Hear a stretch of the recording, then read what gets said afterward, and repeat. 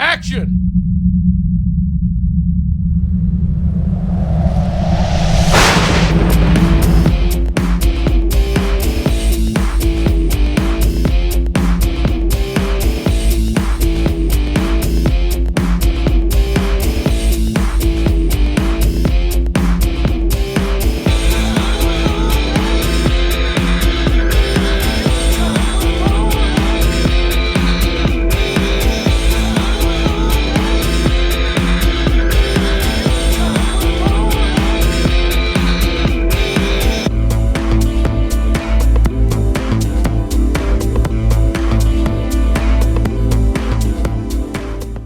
Hello and welcome to another episode of Church's Hollywood Moments with me, your buddy Church. Today we're going to do another episode of Church's Hollywood Moments, the vintage radio years. One of my guests that I had the privilege to interview and call her my friend, actress Christine Elise. You may remember her as Emily on 90210, Brandon's girlfriend, who played by Jason Priestley. You may remember her on ER. A lot of horror fans remember her as Kyle in Child's Play 2 TV series Chucky. Christine, I know quite some time. She's a writer, author, producer, most of all an actress. I had the privilege of interviewing her. I would like to present that episode of Church's Hollywood Moments, the vintage years, right now. Take a listen. Hey everybody, this is Church with Church's Hollywood Moments. The show you're about to listen to is pre-recorded. Enjoy. Booyah! You're listening to Church's Hollywood Moments with your host, Thomas Churchill and Drew Albright. Booyah! That's right, it's my show, people. It's where independent and Hollywood become my mainstream. Action! Tune it up. Grab a chair, and booyah is in the air. Cut! Hello and welcome to another episode of Church's Hollywood Moments. I'm your host, Thomas Churchill. My friends call me Church. Drew Albright's off this evening. With me today, I have a special guest, Christine Elise McCarthy. That's me. How are you? I'm very well. How are you? I'm doing wonderful. Welcome to the studio. Thank you. I hear that you're from Boston. So another East Coaster here.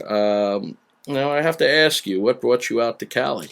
I grew up in Boston, went to high school in Boston, obviously went to a year of film school at BU, Boston University, intending to be a director, is what I thought I wanted to do. I had problems at BU with some sort of administration stuff that pissed me off, money and requisite classes. It's kind of a long story and not interesting, but that sort of made me resent them and being there, and I realized that going to film school in Boston seemed like a weird choice. There was no film industry in Boston at all in 1983, when this was.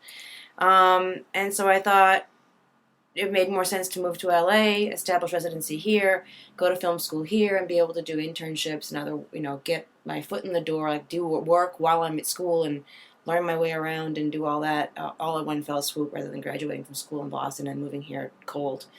Didn't work out that way. I was 19 and I had to do, 60-hour weeks at $6 an hour as a cashier on Rodeo Drive. And did that for about 2.5 years and realized I couldn't afford film school, even if film school were free, which it isn't and wasn't. And I took a couple night classes at LACC in film and realized that would take me about 16 years to get a degree and it would be from LACC and nobody would care. So I'm like, well, what can I do? How can I'm a cashier? This can't be my life. This can't be how I end up. And so I thought, well, after work at night, I can take acting classes. And if you're going to be a director, you got to know how to direct actors. You got to know what they're doing first of all to be able to direct them. So, and I was always really shy, despite having a very punk rock exterior. My interior was marshmallow fluff, and so I took acting classes. Marshmallow's good, though. It is. It has its place. It certainly does. And so I went to acting classes from the perspective of a director, I thought, and then I wasn't as afraid of it once I was doing it as I anticipated being. And I thought, hey, what's the best way to get into filmmaking with no training and no skills and no talent? Why not be an actor? I'll do it that way. I have no training, no skills, and no talent. I'll be an actor, and so that's what I did. Did you have a heavy Boston accent at the time? I did. I actually had it really bad when I moved here, but I lost it before I even wanted to be an actor, or most of it, because people literally couldn't understand me. Does it come back when you go back home or whatever? It comes back if I'm drunk. It comes back if I go home. It comes back if I'm tired. It just pops out words. It comes back when I'm tired. I just said tired. Like, where'd that come from, So, yeah, it pops in and out. I don't, like with me, from New York, I don't really hear my accent no more. Well, obviously it's me. And then when people come up to me, they'll ask me, they're like, oh, are you from Boston? And I'm like, Boston? Yeah. They're like, yeah, aren't you from Boston? I hear the accent. I said, no, it's a New Yorker. But on certain words, I don't hear it. And then when I'm around other New Yorkers, like when my guys come out, when my buddies come out, it's like all of a sudden Brooklyn and Queens comes out of us, and it's like the heavy accent and stuff. So. Yeah, I lived in Brooklyn for a little while, too. In the What part? Park Slope, Gowanus area. Okay. For like a year and a half, I was kind of doing a bi-coastal thing about a decade ago. And Boston and Brooklyn aren't that far apart. And to an untrained ear, they sound the same. They're not the same, right. But you can fall into one or the other. If you went to Boston for a while, you'd have a Boston accent quickly. Yeah, and they got the same weather. Yeah, I know, which is why I don't live there. No, it's cold as hell. And hot as hell. Oh yeah, well yeah. I mean, the valley gets really pretty hot. I would kind of compare the valley in LA would be like the summer an August summer in New York. It just but there's not humidity. It's not that New York, Boston, Chicago humid. No. So. But so being from Boston, are you a sports fan or do you? I am not a sports fan. I got nothing in the sports thing. Well, good. So we agree on that. They got nothing. Yeah. No, that's. I just never understood why anybody cares which team of millionaires wins. I really don't care. Touché. That's pretty cool. I never heard that. and beyond that, even to be a fan of a team, like to be a Red Sox fan or a Yankees fan or whatever you might be, I never understood that either because the people that make up the team are in flux. And the person who could be your favorite team member on the Yankees could one day play for the Red Sox. So then what? Now you're a Red Sox fan? No, you're still a Yankees fan. I just don't understand it at all. It's true. I don't care. I was brought up coming from, because I was born in Brooklyn and we moved to Queens, and I pretty much was a Mets fan. And I know everybody's rolling their eyes saying, "Oh, my entire team sucks." Yeah, but I was always a Met fan, and going to hang out with, as I got older, going to hang out with my buddies, I had to wait for them to finish watching their Yankee game. Mm. So I'm sitting there being annoyed, waiting, because I hate the Yankees, and then all of a sudden I'm like, hey, that's Dwight Gooden. Hey, that's Lee Mazzilli. I'm naming all these guys that used to be ex-Mets. Yeah. And in the mid-'90s, most of the Yankees were all ex-Mets. So I started kind of liking the Yankees, too. So I'm like probably the only New Yorker that you'll ever meet that likes both. Yeah. And a Jet fan. Go figure. There's my dog. Some rabid dogs. Yeah. It's the little one antagonizing the big one. So you talked about you wanted to be a director. And I actually, been watching some things here, and you write. You're an actress. You're a great actress. We're going to get into that in a bit. You produce. You direct. You're a photographer. You're an author. And then you're also a blogger. I'm a cook and a blogger and a film festival programmer. That's amazing. Amazing that this is all wrapped up inside of you. And out of all that, what's your biggest passion? That's tough. I would say making a living is my greatest passion. Touché, yes. Yes. And that is something that's increasingly difficult to do with anything creative, whether you're a musician or, what's happened to the music industry, it's happening to the publishing industry, it's happening even to the movie and television industry. Despite the fact that there are more and more places that need content, all the cable networks and streaming, the web series, everything, there seems to be still less work for actors, and the work that there is doesn't pay. It used to pay, it doesn't pay anymore, and you work twice a year and you make $1,000 each time. That's not called making a living. Even if it's on a high profile thing, like you do an HBO show and they just don't pay you, so people think you're doing well and you're not really, you can't eat. So I would say that If I could wave a magic wand and be and make a living at any one, I had to pick one thing, I would be an author. I'd be a writer. I like the writing. I like the independence of that most. I like this. I like the complete control there, and I have a great work ethic, and I like to be able to apply it at my own will. But acting is really fun and great, and what a gift that is when someone gives you a chance to do it. It's really awesome to be on a stage or on a set and be with a bunch of people who have also chosen such a hard path, whether they are the crew, the camera department, the grips, whomever, the craft service person. Everybody's job could be their last one. It's a really tough road to hoe, and so it's nice to also be surrounded by artists. That's also nice. So the isolation and independence of writing is great. The community and the collaboration of filmmaking is great. The food blog is something I can do completely again on my own schedule. You're a vegetarian? I'm actually a new vegetarian. I'm a long-term 25-year pescatarian, which means I didn't eat meat and fish since the 80s. But not meat and fish, meat and chicken or any poultry or anything but fish. And I recently gave up fish because of Fukushima and the BP spill and all. Everything just seems so toxic. I'm just cutting bait on that, literally. And I'm an aspiring vegan. I haven't yet given up the cheese. The cheese is something I'm having a hard time with. I know a vegetarian that doesn't eat meat, but they eat hot dogs. I don't get it. What? But real hot dogs? Yeah. That's odd. Yeah, my mother's a vegetarian too, and she eats turkey on Thanksgiving. Yeah. And what are you going to do? If that's the one concession that allows them the power, the strength to do the rest of it, then God bless them. Right. Now, being an author, I write as well. I write screenplays, but to me, it's the only place where you can go and have complete control over, kind of like that blank canvas, and create a whole world. And then when somebody else reads it or watches it, that's the closest thing that somebody can get to getting inside your mind. Mm-hmm. And I just find that fascinating. That just, you're so damn talented. But by the way, you can, this is going to 195 countries, this show. And if you need to let loose and swear or whatever, it's all wow. It's I can swear. Yeah, wow. Yeah. You can do whatever you want if you swear. I swear a great deal. Do you? Yes, I do. You don't have to hold read back. my book. No, I actually saw the other project too. Well, and what brings me to, you're pretty iconic, as you've been in many successful television shows. You've been in some great films. A lot of people will know you best from Beverly Hills 90210 as Emily, and even on ER as Harper. Mm-hmm. Other fans out there will know you also best in Child's Play 2 as Kyle. And you were even in Abel Ferrara's version of Body Snatchers, which was pretty cool. How did Beverly Hills come to fall on your lap?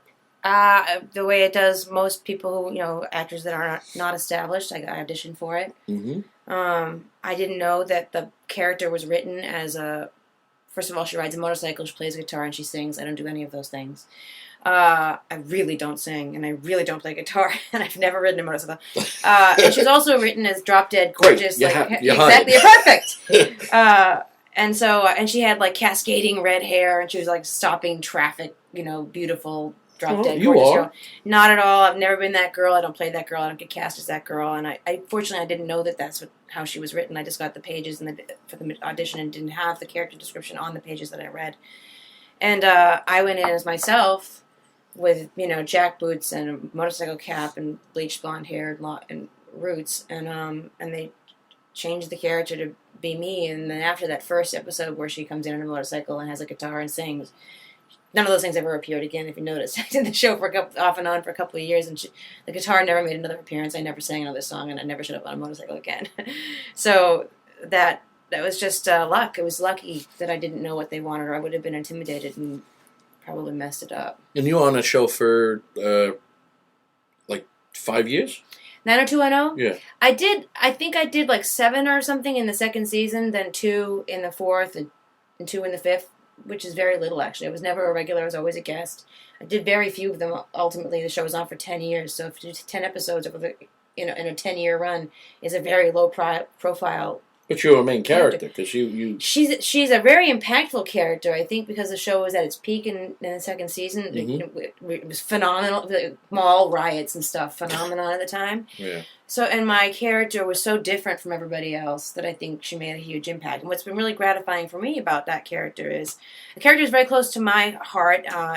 And I've said this in a bunch of other interview sort of situations that I liked the character in the first episode when they brought her in because it was a very everyone thought she was a slut and she was a bad kid, and it turns out she's a really good kid and she's a virgin and all that. So I like this don't judge a book by its cover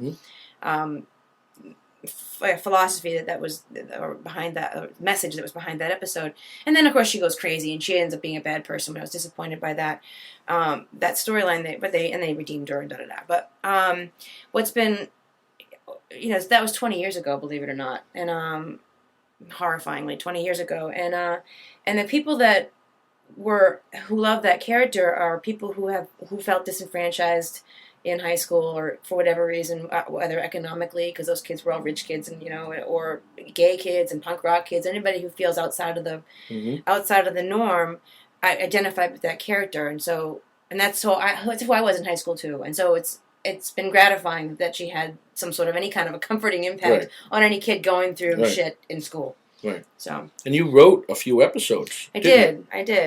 Well, that's awesome to write for a popular television show. Yeah. I mean, just being that one person that just came out here trying to be a director, and here you are in front of the camera on a real popular television show and writing some cool stories. Yeah, the way that show worked. I don't know why that took too long to come out. What's the word I'm looking for? A story. I actually went in there. I had access to them. I mean, I was living with Jason at the time, so I had access to I had more access to the producers and stuff in that show than your average guest actor would have. That's just the truth of it.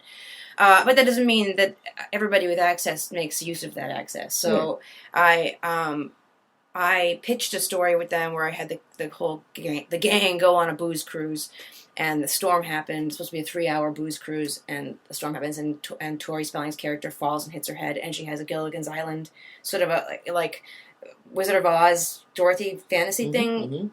She had a Wizard of Oz. I don't know. She has a Gilligan's Island fantasy, and it was the one with the honeybees and the band comes on, the mosquitoes, I think they were called.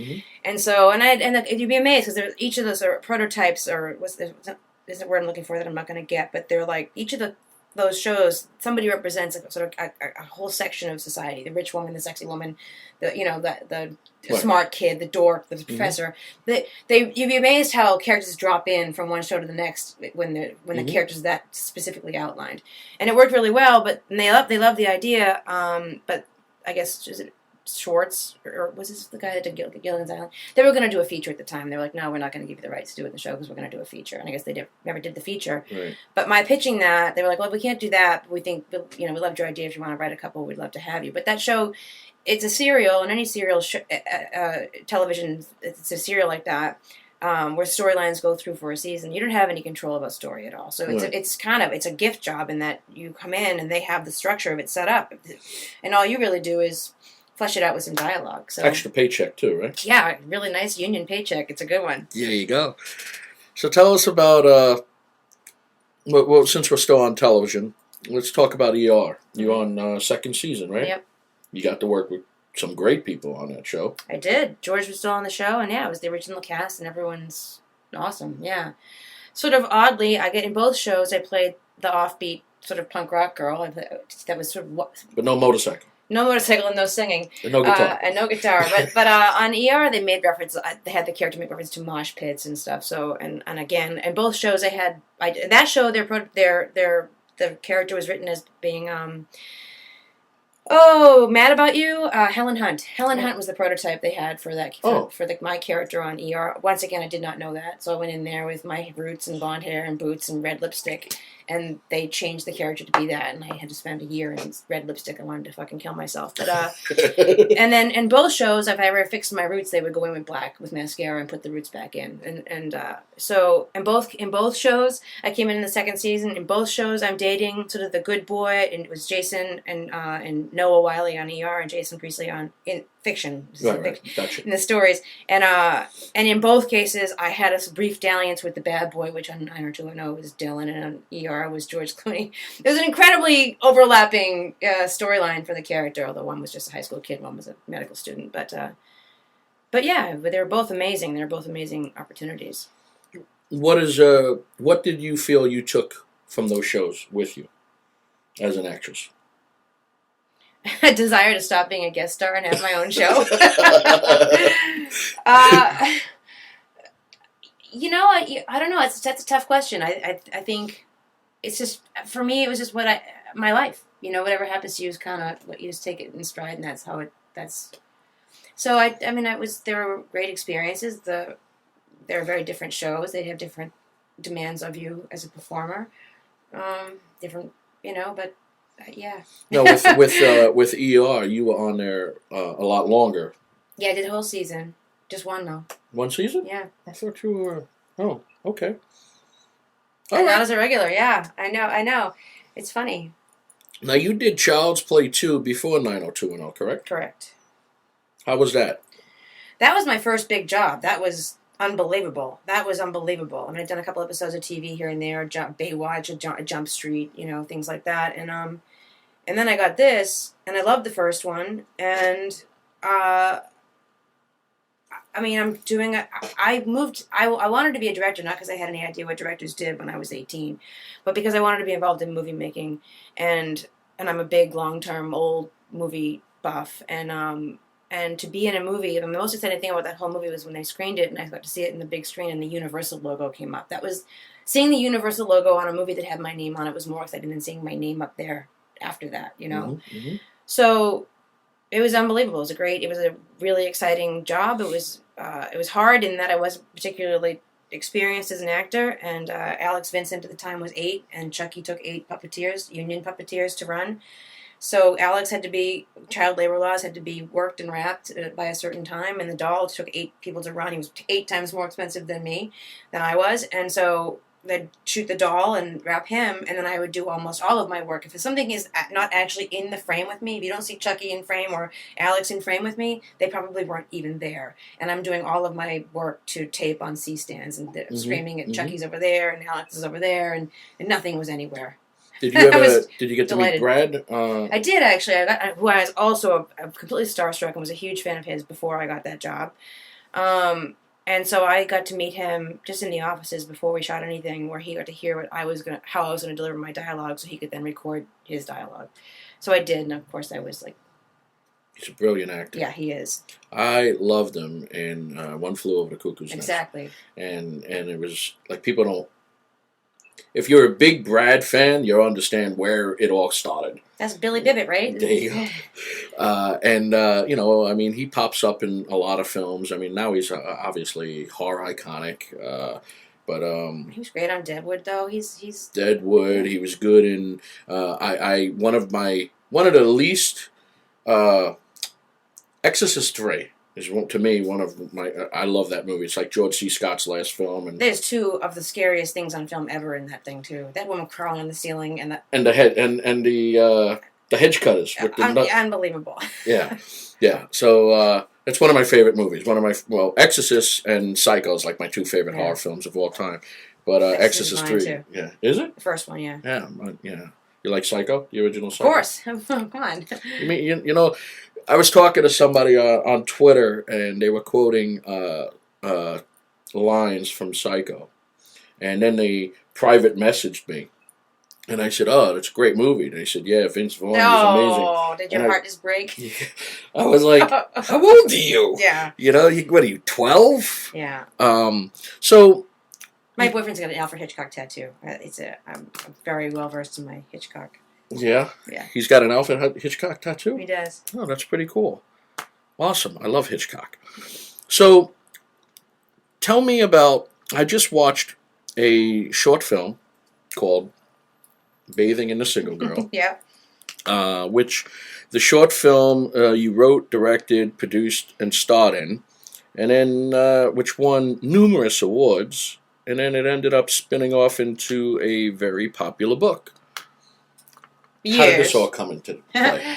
A couple of years ago, my writing partner at the time challenged me to a comedy thing at the UCB Theater, over there, Franklin by Birds and stuff. There's a theater there. And Matt Price used to do a thing called 4 Stories in a Cover, and it was 4 people. You'd submit stories, it'd be true life essay. You'd write like a 2,000 or 1,500 word true life essay, and they'd choose 4 people to read them in front of an audience, and then somebody would do a cover. So 4 stories in a cover was this thing. And so a friend of mine challenged me to do it. I'll do it if you do it. I'll submit if you submit. She never submitted. I did submit. I submitted a story about which ended up being that movie. And so I read it. It went well. And someone said, oh, you should have recorded that, though, so you could prove to your agent that you're funny, because nobody ever thinks I'm funny. So... or my professional world, I don't think I'm funny because I've never gotten to do any comedy. So I go, oh, I really should have recorded it. So I did it again and I recorded it.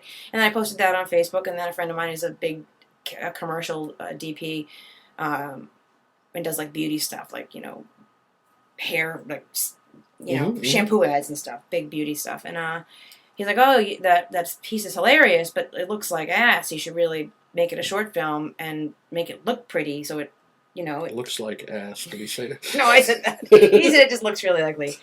I added the ass. I use that expression too.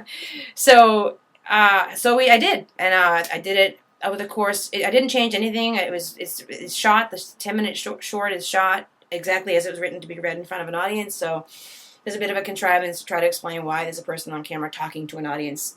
So I had to work with that, work around that, make that work. And also, it's basically a 10-minute monologue with just me in it, and I'm a SAG actor. It was a whole weird thing. Am I allowed to shoot myself in a movie and then release it without telling the union? I don't know if I am.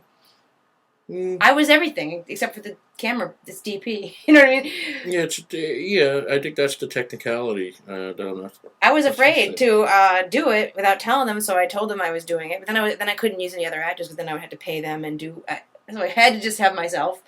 Did it in my house, shot one day, cut it together. It was 10 minutes of way too much just talking head. It's a nice tub, by the way. Thank you. I spent a lot of time in that tub. And so, you did it one day, and then it was too static and too long, and it needed more cutaways and stuff. So I just thought it ended up being like 5 individual days over the course of 10 months. Me and a DP at one point, me and a DP and a boom guy, and that's the full extent of it. It cost me pizza and wine money. And the guy who was a DP edited it for me. I had 2 DPs actually, but one of them edited it for me. And so that went on to do 100 film festivals, over 100, which is ridiculous. And then someone who saw the film said, you should really make that into a novel. It'd be a hilarious novel if you had enough material to expand it. And I was like, oh, that's a great idea. And so I did. So in every instance, someone said, write a story and do it in this at UCB. And I did. And then someone said, videotape that. Why don't you videotape it? Okay, I will. Make a short film. Okay, I will. I write a book. Okay, I will. I'm just waiting for someone to say, you should make an HBO series out of it. So I can make that next step. It's got the meat and potato. Well, excuse me. It's got the potatoes and the potatoes. There's a meat in there too. Yeah. No, I watched it. I told you off air that I think your directing is dead on a lot of things. I liked your whole scheme of how you set up shots. You look amazing on camera. I said that already to you, and the way you put it together, it's so witty, it's fun. It's very enjoyable, and then you could probably take this book, and what's probably going to end up happening is this book is going to end up being into a movie. I would love that to happen. Because when I was watching it, I wanted to see more. Yeah. And people out there can go check it out. The 10-minute short is available on Vimeo, correct? It's actually, if you go through bathingbook.com. My book, everything there. The link to the movies and there. The website. Yeah, bathingbook.com and bathingandtheSingleGirl.com and bathingandthesingleGirlbook.com or bathingandthesinglemovie. I own 1,000 domains. But Bathing Book is the easiest and shortest and easiest to remember, and there's a link to everything there. There's a link to the way to buy the book. You can see the movie. You can find food blog is linked there. My Instagram and Vimeo and Twitter, everything is there. It's the beginning of your world. Yes. There you yes. go. It's the tip of the iceberg. There you go. But what? And you said it took you 8 months to do the short? It took me 5 individual days over the course of 10 months. So I would shoot it and then cut it together and then see where it was lagging and needed some pacing and then think of stuff to do. It's funny. It's Thank funny. you. Now you said, it won numerous awards though as well, correct? Yeah, I won like 20 different festival awards. 20. That's pretty cool. That's impressive. It is, and it's actually fucking impressive. It is. I know, and I do. First time being a director. And that's kind of overstated. I don't really feel like I'm a director. I think that's. Somebody had to be given credit for directing it, so I took it. Because there was nobody else there directing it. Okay, but did you tell them where you needed everything? Yeah, and I said. Did you tell them what you wanted to do? Yeah. Then you're a director. Yeah, but I think. Is your name on there as a director? Of course it is, but you're a director. But yeah, I know, and I took that credit, and there was nobody else doing. Like I said, there was no one. But I didn't direct a crew. I didn't direct a cast. I didn't direct. You know what I mean? No, you directed the style. Look at somebody playing with freaking clay and making a movie, claymation. Mm. That person's a filmmaker. That person's a director. He's directing their thing. You're directing you. I know. I direct cartoons, so, someone's directing Family Guy. So, That's true. So you mentioned festivals. It's been in 100 festivals, and you won over 20 awards. You also associated. Did that spin off? Like were you doing this, and then all of a sudden you got into more festivals where you handle stuff now with festivals? I've been programming a festival in Michigan called the Waterfront Film Festival. How did that happen, Michigan? In 97. My first agent, who'd stayed my friend, was like, a friend of mine's doing this little movie in Michigan. He's really great. He's a partner for you. You should do it. It's free. Go to Michigan, do it. It's a $50,000 movie. Go do it for free. I read it. I met the guy. His name is Hopwood Dupree. I liked it. I went to Michigan. We did it. It was really fun. I'd never done an independent project like that before. I'd only done big stuff, Yeah. And it was so much more relaxed and so much more fun. I was completely in love with those people and that whole process. And then next year, he was like, yeah, I think I want to start a regional festival. I'm going to start a festival in Saugatuck, the next town over from Holland. And what's the name of town? Saugatuck. Oh, okay. We shot the movie in Holland, but Saugatuck, it's a little waterfront, hence the name Waterfront Film Festival town. And so he said, hey, I'm going to do this festival. You want to program it? And that was 99. And I'm, just wrapping up this, I guess, 16th or 17th year right now.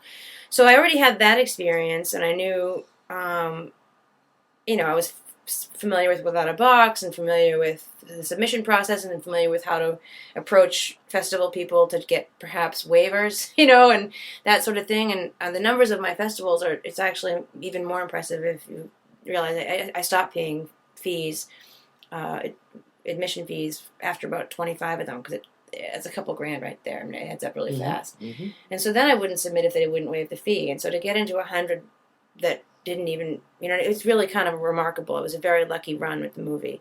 But what I did with them was I'd say, I'll do anything for you guys. If you waive the fee, waive the $45 or whatever, I can funnel content from my festival to you. I can give you tips on great stuff. I'll come in and be on a panel. I'll be a juror. I'll do whatever. Mm-hmm. I'll curate a shorts blog for you. I'll do fucking anything. I just don't have $45. And so that opened up a lot of doors for me. So instead of just being completely isolated with the waterfront thing and starting that up, doing it in June and then going on, putting it in retirement until the spring and then grinding the gears back up. Now I work for 5 or 6 festivals and they sort of leapfrog all year long. So I'm watching movies. I watch thousands of independent movies a year at this point. I always have a stack of movie homework to do. And so I programmed for one next week in Texas called Victoria Independent Film Festival. It's not this weekend, but next weekend I'll be there. There's one in Texas called RXSM that happens concurrent with South by. Mm-hmm. It just happened a couple weeks ago. And I do Lady Filmmakers here in Beverly Hills, which is in November. That's the name of it, Lady Filmmakers? Lady Filmmakers. And then, help this one called PALFest, Portland, Oregon Women's Film Festival. I jurred for Sidewalk Film Festival in Alabama and Indie Memphis in Memphis and Oxford Film Festival in Mississippi. The Southern Belt of festivals are really solid and great, and it's a great community of people, and it's been really gratifying. Mm-hmm. So, being a lover of film, sometimes when I talk to people, and I love film, and I love independent movies, and I love studio movies, and I know what goes into both of those. There's a lot of people I know that don't understand independent films. But being in the business, what do you find interesting to watch more? Independents or the studio films, that's the recycle stuff? I clearly the independents, or I wouldn't invest so much of my time in that. When studio films have their place, part of that is paying people's bills in independent Oh, film. yeah, of course. But I don't, frankly, I don't get to see many. The only ones I've seen in the last couple of years are the ones that I get from the screeners I get during the award season from SAG or whatever. I get less than 10, because I'm not, whatever, I just get very few. So this year on the studio stuff that I saw 12 Years a Slave, I saw Dallas Buyers, I saw... Wolf? You saw Wolf? I did not. I don't think I like it. I'm sure I won't like it. I'm not a fan of gratuitous sex, so despite the fact that that's what my book is completely about, gratuitous sex, I don't like to see it on camera. What was the favorite movie of last year that you liked? I like Dallas Buyers Club. I really like the Dallas Buyers Club. I still haven't seen it. It's great. I mean, but other films that I've liked, that would be obnoxious to name them. They're off people's radar. Right. Really, I see a lot of amazing documentaries, whether or not I'm able to program them. I get to see a lot of amazing content. And so the reason I prefer the independent stuff to the bigger... And I'm not saying the big budget stuff doesn't have quality. I just don't get to see as much of it as most people do. Right. But the independent stuff tends to tell different stories, and they tell stories from a different perspective, and they don't always have a happy ending. And I mean, I'm less and less interested in what the studios have to offer. I'm not a fan of I saw Iron Man and I enjoyed it, and I saw the Bourne series and I enjoyed it, but I'm not drawn. I mean, if I find myself stuck, I'll watch it, and I do enjoy it, but I don't ever feel drawn to go see it. Right. And I just, and the actors tend to be all the same too. I get tired of seeing the same 10 people in everything. It's just like the radio station. I don't even listen to radio anymore. Yeah. Favorite genre of movies that you like? Well, historically, the reason I even wanted to be a director, I'm a big old classics fan and a noir fan, a big film noir fan. There's no real, noir movement anymore. People do them occasionally, and they're sort of novelties, but That's what Lazarus is a noir film. Yeah, and I could tell that, and it's shot beautifully. And when I decided to be a director in high school, it was because I was a big noir fan, both in fiction and paperbacks. I have a big collection of 30s and 40s paper, Pulp Fiction. Right. Not the movie people. Not the movie, yeah, but the actual paperbacks, little maps on the back of them. Right. Blade Runner came out, and Blade Runner struck me as a really incredible reinvention of noir, and I thought, I'm going to take that, baton, and I'm going to go on. I'm going to reinvent noir. And it's since sort of been explored a great deal. Intermittently, people go in there and play with it, and so I don't think it needs... I certainly couldn't pull off a Blade Runner, and I don't feel the same passion to re-enliven that genre. So I would say I'm a big documentary fan. Everyone wants me to say horror. I'm not a huge horror fan. A couple horror movies here and there I like, but it's not my go-to genre. Just like I was telling you off air, I like zombie movies, but I'm not a diehard zombie fan because I felt everything's been recycled. George Romero kind of cemented it, what it should be, and The Walking Dead is going on being successful about it. But if I was going to go and tell a story, and add something to the genre, I wanted it to be different. I wanted it to be a very Hitchcock. I wanted it to be very film noir, and I wanted to see how the so-called zombie apocalypse started, when, what year, what happened, So that's what we did. We gave it a timeline, and interesting with Blade Runner. I had a Blade Runner moment. One of the gyms I go to. I'm on the first time I ever been there. I'm on a treadmill. I get off the treadmill. I go hit the weights. I'm doing the weights. Then all of a sudden I get tapped on the shoulder, and they said, "Hey, can I join? Can I spot in with you?" I look up. It's Harrison Ford. I was like, "Oh yeah, sure, why not?" Yeah. So I walk over to get water. I'm like, "Oh, Harrison Ford," you know, because I know there's. it's an industry gym, but I didn't expect to see him. Right. So then I come off the you can certainly have a home gym. You know what I'm saying? So then I come off the treadmill and I bump into Ridley Scott. And then I see both of them two talking. I'm saying to myself, wow, here's Blade Runner right here. And then, that's incredible. I wouldn't recognize Ridley Scott. Yeah, Ridley Scott. And then same gym, Brooke Shields, Sally Field, Clarissa Farquhar. And the gym is as small as the studio. Well, maybe a little bigger than the studio. And it's hidden away. It's not in the, and it's pretty cool, Yeah. It's like everybody that goes there, knows you're in the industry. Yeah. You're not just going to get in and say, who's this guy, but getting tapped, and I'm telling you, Harrison works his ass off. Yeah. Oh, in the gym? Oh, my God. Then he goes home and smokes a big bowl of weed. Right? Is he a big pothead? Yeah.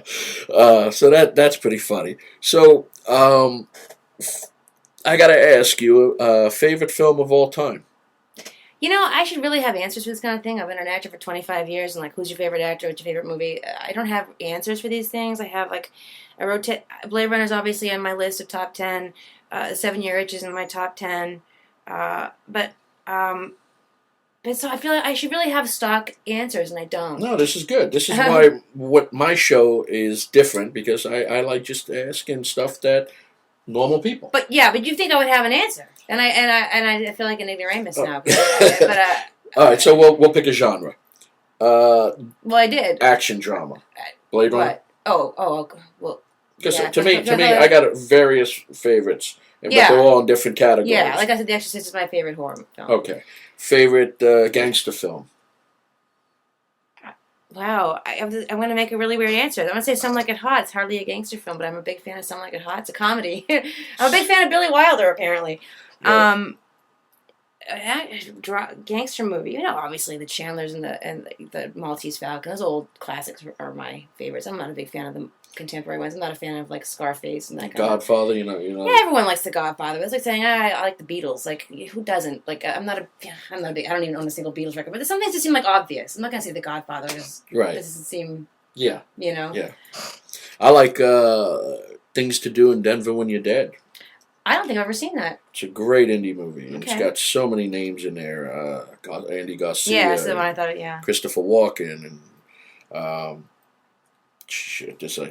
I see that face, but okay. So, who or what inspires you? I can't be on the list. Sorry, Christine. Damn it. Who or what? Again, I'm going to say bills are very inspiring. Life expenses can be very inspiring. It's inspiring.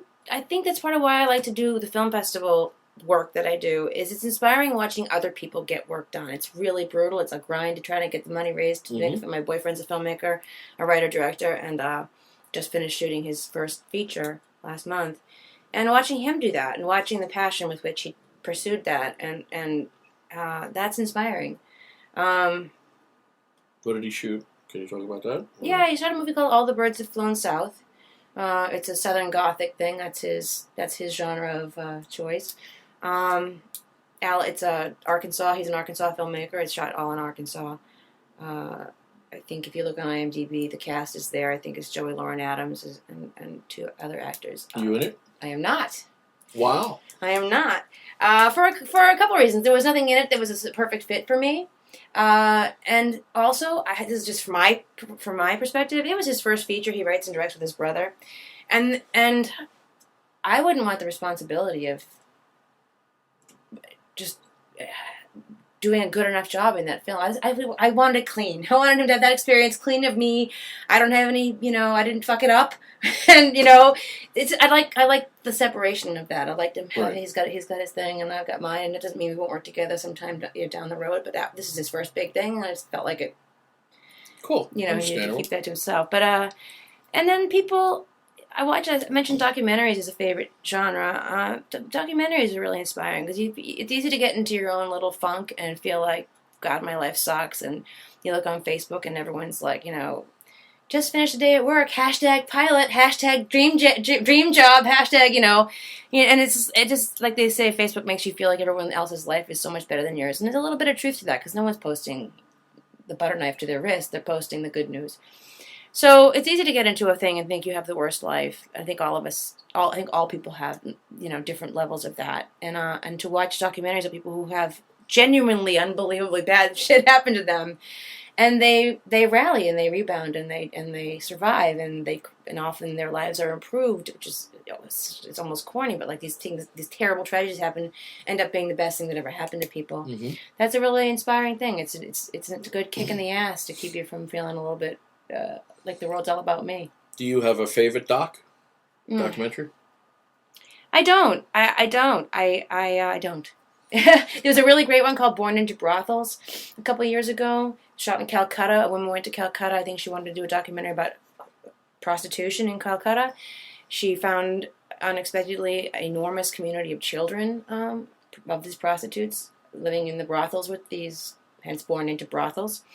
And she started a photography program with them and gave them all cameras and taught them photography. And the photographs these kids ended up creating are astonishingly beautiful. And now those damn mothers are working. No. Well, their mothers were at work while the kids are doing this thing, and some of them got opportunities as a result of the program they were in and the exposure it got them, and then just culturally, the women, some of these kids weren't allowed to go. The mothers wouldn't let them go, and it's some kids got to go. And it's really inspiring. It's a sort of resiliency of humanity that, again, I think it's important to realize that there's bigger things in the world than your own shit. They say, I believe Richard Pryor's mom was, he was brought up in the life of a brothel. Yeah, I think that sounds right. I think because I remember one of the only movies he directed. I think he directed like 2 of them, but one of them was about his life. Jojo Dance, Your Life is Calling, and it has the whole thing about him being in a brothel. Yeah. But I got 2 documentaries that I like watching on a regular. One is called Hearts of Darkness. Yes. It's about the making of Yes, Apocalypse it's Now. unbelievable. Yes. And he's not dead until I tell him he's dead. he swallowed a bug. It's amazing. You guys gotta, if you haven't seen or heard of Hearts of Darkness, A Filmmaker's Apocalypse, it's about Eleanor Coppola, the wife of Francis Ford Coppola, documenting the making of Apocalypse Now. That was supposed to be a quick little film, in and out, ended up being a couple years and mortgaging the house and Martin Sheen almost dying. Yeah, which he was actually not even the original. It was supposed to be Harvey Keitel, and Harvey Keitel couldn't do it anymore. So Martin was on the plane with him, and they he pitched him the story. Got off the plane. They're on a set. Had a heart attack. Hurricanes destroyed the sets, right? Hurricanes, helicopters leaving because they had to go bomb the other part of the country. Yeah. Marlon Brando acting like an ass. Yeah. But and the other documentary I like, I just got to see it a year ago, and it's streaming on Netflix, called Room 237. I hate that movie. That movie is just a big crock. Really? Yes. There's a handful of things in there. It's the Shining movie, right? Yeah. There's a handful of things in there that are interesting, but overall, I don't know about the whole moon landing. Maybe, seriously. Maybe. I don't know, because then if you think about it, that would really, back in the day, I mean, we're pretty much almost the same age. Yeah. Back in the day, there was you remember the film Capricorn 1? No. With James Brolin and... about the staging of the Millennium. Yeah, it's a great movie. I think it was I don't know if Brian De Palma had something to do with it. I want to say yes, but it's a great film called Capricorn 1. It's loosely based on What If, and it had that other guy in there, the murderer. What's his name? O.J. Simpson. The murderer. So that's I enjoy both of those films because as a filmmaker, I like doing when you're writing stuff and you're putting 100% into each scene and you're setting up scenes, and there's a lot of you in each scene, but nobody really knows that but you, and then for people to kind of find out and see, oh wow, look, they did this because of this, or he did this because. I find that interesting. I do too, but I think a lot of that was horse shit. Yeah, I think there was a lot of horse shit as well, and it was just people, reaching. Yeah, a lot, like film school reaching. Yeah, and it maybe reading it a little bit too much into it than what he really wanted to. Like the backwards, playing it over backwards, forward. This is no possible way. You play it simultaneously forward and backward. That the imagery, how it syncs up. That cannot possibly have been intentional. I mean, it would have taken them 50,000 years. What I said with no computers, by the way, to do that. Then what I also said. I mean, Kubrick was supposed to be a genius, and he was so bored with the last film that he did, which was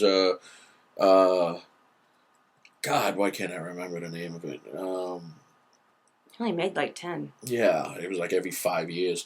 It was a period piece film, and he was so bored making it, he hated it, and then he wanted to do something different, and it'll come to me like in the middle of something. One of my favorite films of all time happens to be a Kubrick film. It's called The Killing. Killing is an amazing. It's one of his earlier films, wasn't it? It's his second film, I think. Yeah, First one was a World War I. When did he do Doctor Strange? That was after The Killing? Yeah. Killing's in the 40s, I think, and Strange was in the 60s, right? Yeah. There you go. It's bothering me now, so I'm going to be checking. So while we're talking about that, years. What is now? Did you have anybody growing up that you ended up feeling that inspired you, that you wanted to do this? No, I've never known anyone to do anything.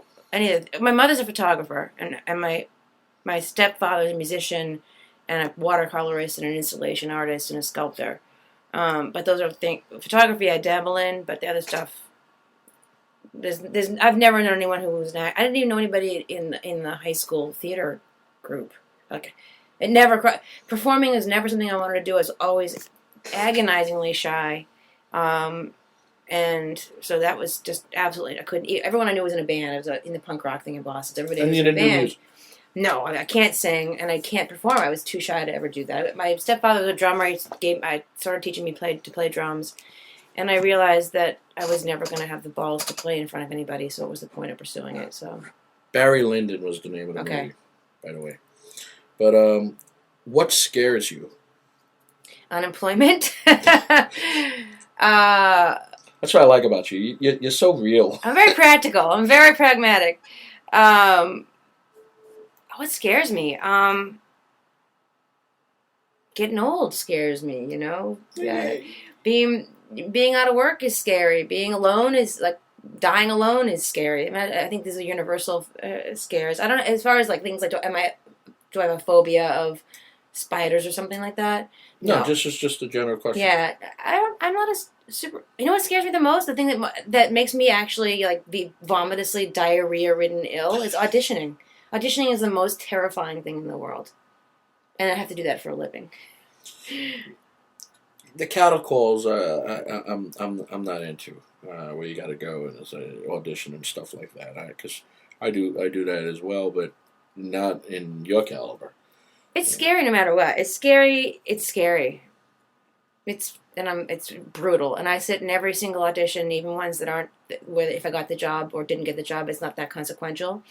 I sit there petrified, digesting my entrails, so afraid, thinking I could just leave. And the only person that would suffer from my leaving is me. Why don't I just get up and leave? And I don't. And I also learned that I've seen in acting classes I've taken and seen myself on camera auditioning, that I've learned to mask that fear really, really successfully. I come off as incredibly confident, but I'm...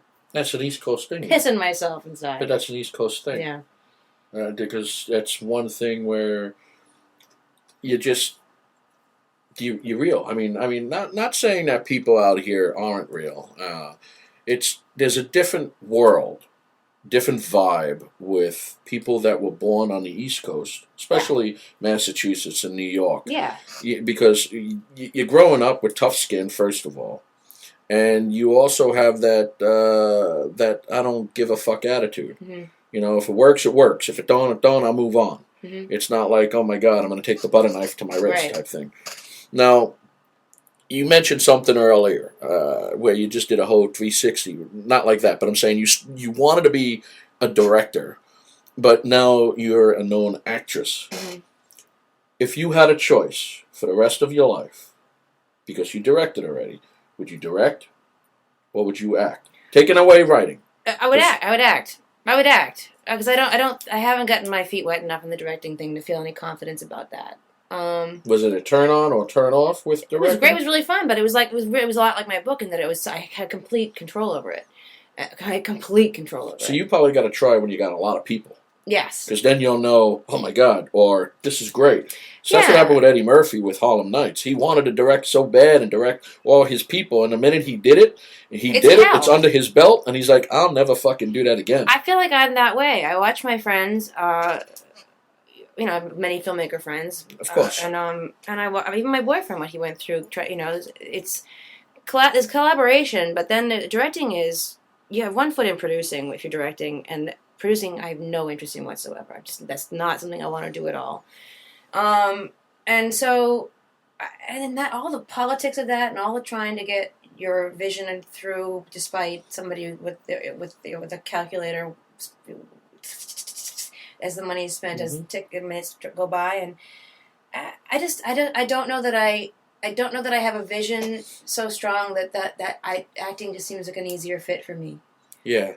With the producing aspect, I mean, there's different levels of the producing. With me and my business partner, he's the bean counter, and he checks everything. Me, when I'm producing, I mean, this is what I'll set everything up, what I want to do. Well, it all starts with the pages. You write the script. If I'm writing the script or I'm optioning it or whatever, I'll write the script. That's my world right there. I'll end up becoming the producer next because I want to get the best fit actors, actresses in that. Locations, what I'm writing about, I want to make sure I secure. And then once I'm on location and I'm actually, behind the camera, that producer mentality is gone now.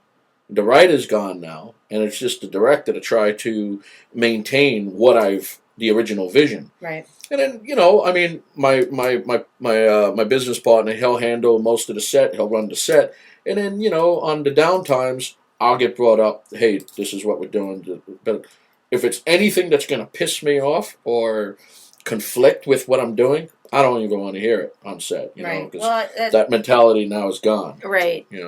But producer is, to me, one of the hardest jobs is raising the money. Well, of course, yeah. So if that falls under the producer, I mean, once you got the money in hand, to me, it just feels like everything falls into place. But being a producer is probably one of the hardest gigs. Yeah, and thankless. It's glory free, and I'm not a hustler that way. I could refer to myself as a hustler all the time, but not that kind. Yeah, you're a hustler, babe. I am a hustler. Yeah. So what's next for you?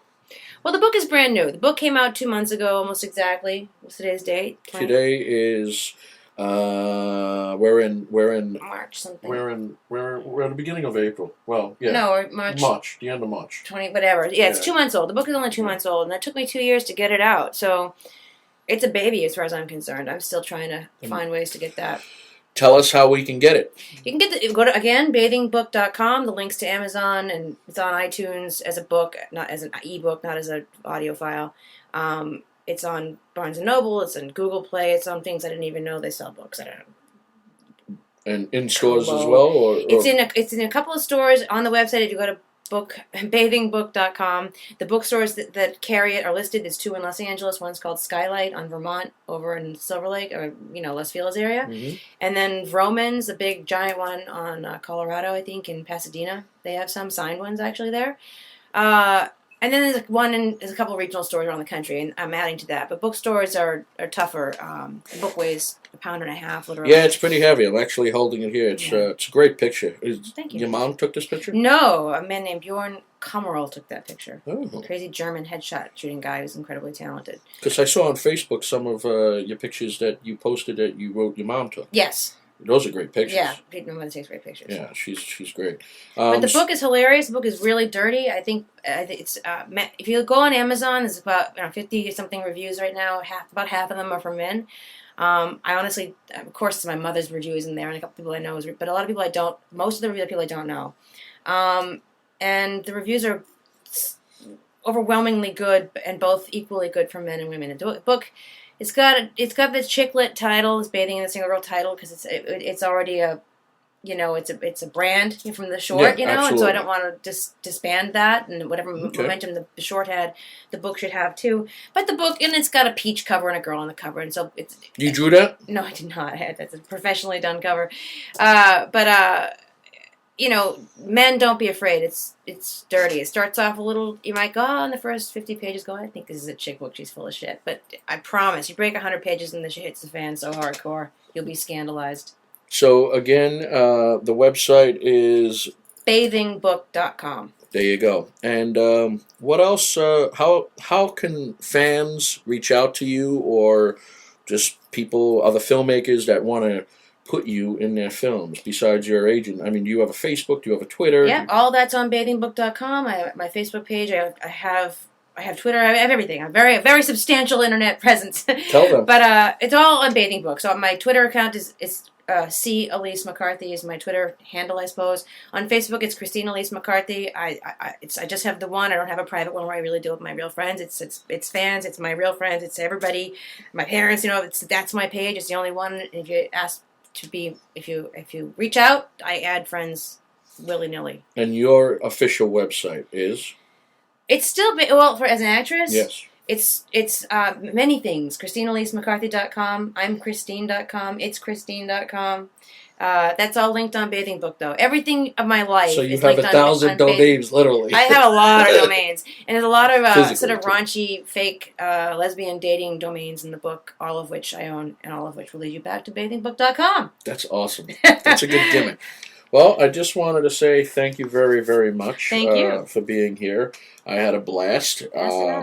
I would love for you to come back anytime you want. I mean, I have projects as well that I had mentioned to you that I'd love to work with you on. So tune in, everybody, and we'll see if her and I collaborate on something. I definitely would love to see Bathing and the Single Girl film. Yeah. And, well, who knows? We'll see. But again, thank you for being here, Christine. You guys have been listening to another episode of Church's Hollywood Moments. Join us every Tuesday night, 5 p.m. Pacific, 8 p.m. Eastern Time, only on AllRadioX.com. Booyah! Have a good night, people.